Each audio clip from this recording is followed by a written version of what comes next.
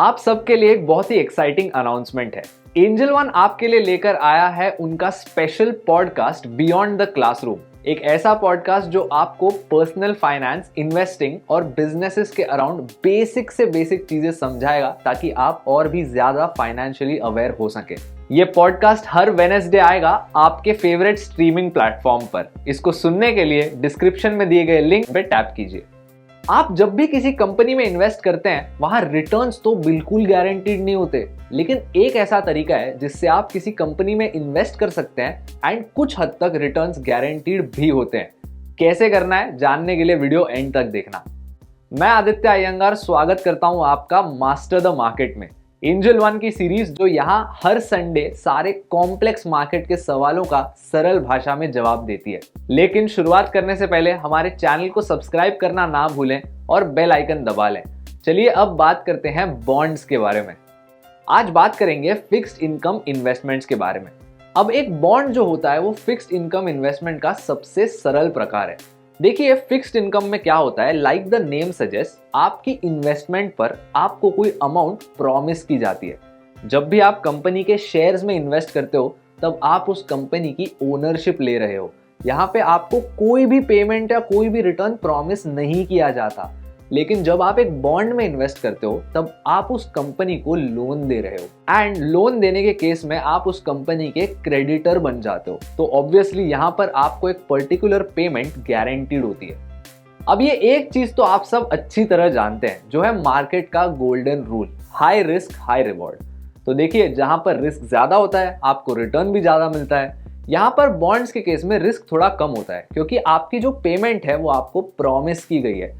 तो ऑब्वियसली आपने यहाँ पर बहुत हाई रिटर्न्स एक्सपेक्ट नहीं करने। बॉन्ड्स के केस में रिटर्न जो होता है वो शेयर्स के कंपैरिजन में रिलेटिवली कम होता है क्योंकि देखिए यहाँ पर आप कंपनी को लोन दे रहे हो और वो कंपनी आपको लोन की रीपेमेंट प्रॉमिस कर रही है। जैसे मान के चलो आपने एक ऐसा बॉन्ड खरीदा जो 5% इंटरेस्ट आपको एनुअली पे करता है फॉर 3 इयर्स।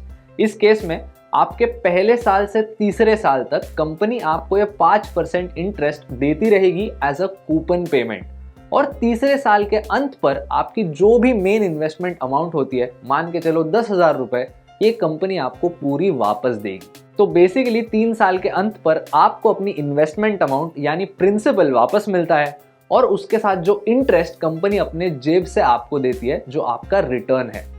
चलो आपको 2 सिनेरियोज देता हूं। मान के चलो आप एक बॉन्ड इन्वेस्टर हो और जिस कंपनी में आपने इन्वेस्ट किया है यानी जिस कंपनी को आपने लोन दिया है ये कंपनी बंद हो जाती है। तो अब क्या होगा? देखिए यहाँ पर कोर्ट आएगी और कंपनी के जो सारे एसेट्स होते हैं इनको बेचेगी 1 बाय 1, और इन एसेट्स को बेचने के बाद जो पैसे आते हैं उससे सबसे पहले उन लोगों को पैसे दिए जाते हैं जिन्होंने कंपनी को लोन दिया है, दैट मीन्स यू। और आपके पैसे चुकाने के बाद ही जाकर शेयर होल्डर को कुछ भी मिलता है। तो देखिए जब कंपनी बंद होती है तो सबसे पहला नंबर आता है उन सारे लोगों का जिन्होंने लोन दिया हुआ है, यानी कि बॉन्ड होल्डर्स। तो बोलने का मतलब ये है कि जब कंपनी बंद होती है तो पहली प्रायोरिटी बॉन्ड होल्डर को दी जाती है। अब दूसरे सिनेरियो को देखते हैं।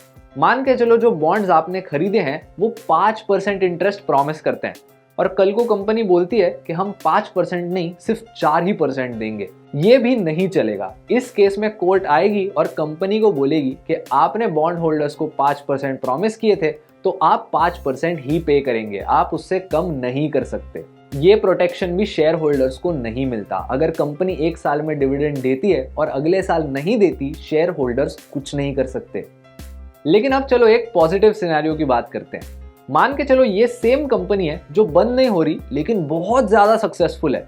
इस कंपनी ने एक बम्पर प्रॉफिट रिपोर्ट किया और अब ये शेयर होल्डर्स को एक स्पेशल डिविडेंड देने वाले हैं। इस केस में भी आपको जो 5% इंटरेस्ट प्रॉमिस किया था सिर्फ और सिर्फ वही वापस दिया जाएगा। कंपनी की सक्सेस या फेलियर कैसी भी हो, आपको जो इंटरेस्ट गारंटी किया जाता है आपको वही मिलेगा, यानी कि यहाँ पर आपका रिस्क भी कम है और रिवॉर्ड भी। लेकिन इतनी सारी चीजें सुनने के बाद आपके दिमाग में सवाल आया होगा कि डज दिस मीन ये चीज पूरी तरह रिस्क फ्री है? बिल्कुल भी नहीं। देखिए यहाँ पर भी रिस्क होता है। जैसे फिक्स डिपॉजिट्स में भी रिस्क होता है, बॉन्ड्स में भी शेयर्स की तरह सिमिलर रिस्क होता है। देखिए शेयर्स में इन्वेस्ट करने का नंबर 1 रिस्क क्या होता है? कंपनी की फाइनेंशियल हेल्थ खराब होने का रिस्क। यही सेम बॉन्ड्स के भी केस में नंबर 1 रिस्क होता है। देखिए, अगर एक कंपनी की फाइनेंशियल हेल्थ खराब हो जाती है, अगर उनके कैश रिजर्व्स कम हो जाते हैं, अगर उस कंपनी के कस्टमर्स उनको टाइम पे पैसे नहीं दे पाते, तो ऑब्वियस सी बात है ऐसा सिनेरियो आ सकता है कि आपको आपकी इंटरेस्ट पेमेंट टाइम से ना मिले।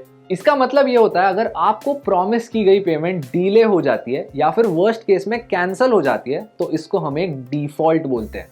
इस चीज को हम टेक्निकल टर्म्स में क्रेडिट रिस्क बोलते हैं। और ये रिस्क अकेली नहीं है, इसके साथ इंटरेस्ट रेट रिस्क भी होती है। सेंट्रल बैंक ने कंट्री के की इंटरेस्ट रेट्स को चेंज करने की रिस्क। और अगर ये काफी नहीं था तो प्री पेमेंट रिस्क भी होती है। व्हाट इफ वो कंपनी अपने लोन्स को जल्दी रीपे कर दे और आपको अपना इंटरेस्ट मिले ही नहीं।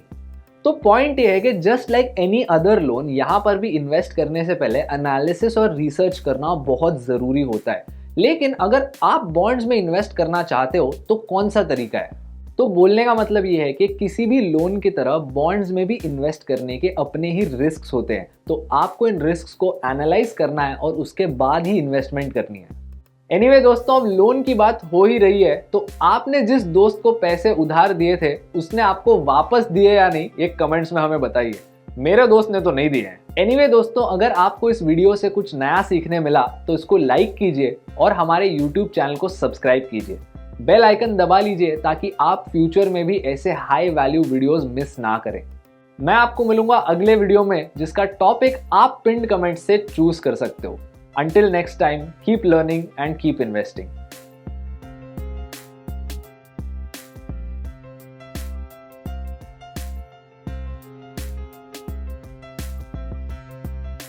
Investments in securities market are subject to market risks. Read all the related documents carefully before investing.